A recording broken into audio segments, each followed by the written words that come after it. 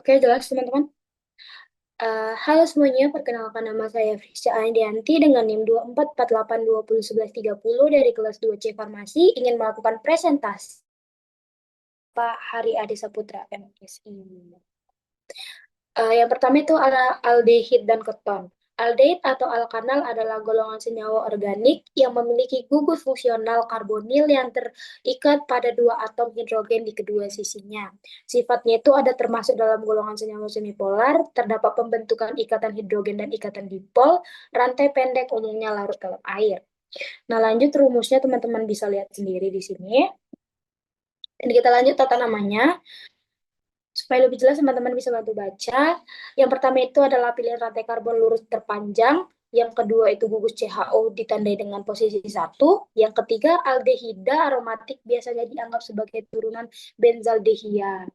Oke, kita lanjut. Ini ada tata namanya lagi, teman-teman bisa lihat sendiri. Dan kita lanjut, ada klasifikasi dan kegunaannya. Klasifikasinya itu ada alifatik, siklik, aromatik. Sedangkan kegunaannya itu ada formaldehid, asetaldehid, sinamaldehid, sama vanilin. Lanjut kita ke keton. Keton atau alkanon adalah golongan senyawa organik yang memiliki gugus fungsional karbonil yang terkait pada dua rantai. Nah, lanjut, sifatnya itu termasuk dalam golongan senyawa semipolar, terdapat pembentukan ikatan hidrogen dan ikatan dipol-dipol, rantai pendek umumnya larut dalam air. Dan rumusnya masih sama dengan yang tadi ya, teman-teman. Kita lanjut tata namanya, teman-teman juga bisa bantu baca. Tentukan rantai karbon terpanjang yang mengandung gugus keton. Memori dari ujung dengan gugus keton memiliki nomor yang lebih kecil.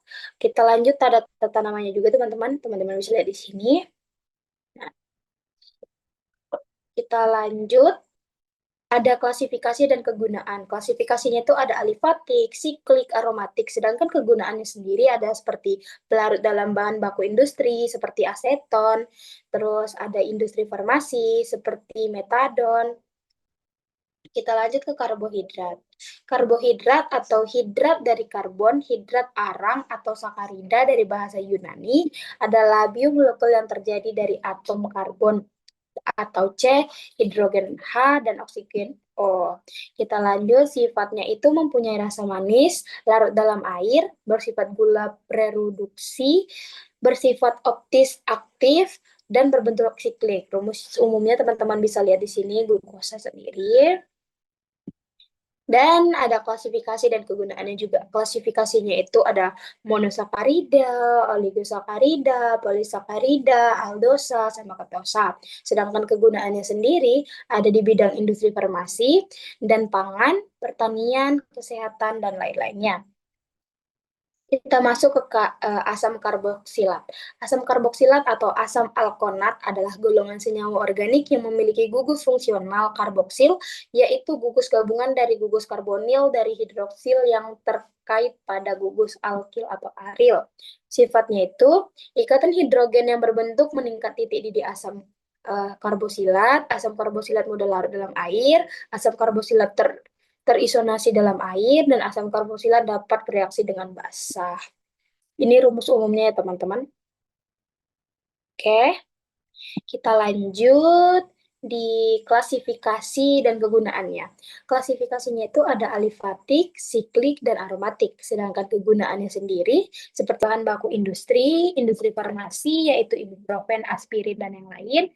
Di bagian pangan itu ada asam benzoat, dan di pelarut itu ada asam asetat. Kita masuk ke lipid. Lipid adalah kelompok molekul alami yang meliputi lemak, lilin, sterol, vitamin yang larut dalam lemak seperti vitamin A, D. Sifatnya itu tinggi didihnya tinggi, pada suhu kamar berwujud padat atau cair, larut dalam pelarut, mempunyai viskositas yang tinggi, massa jenis yang lebih kecil dari air, dan bila dihidrolisis akan menghasilkan asam karboksilat. Nah, tata namanya itu tidak ada tata nama yang khusus, teman-teman, dan kegunaannya sendiri itu ada di bidang farmasi, pangan, pertanian, kesehatan, dan lain-lain. Nah, mungkin itu saja materi yang saya bisa sampaikan. Terima kasih, semoga materi ini sampai dengan baik di teman-teman. Baiklah, terima kasih teman-teman.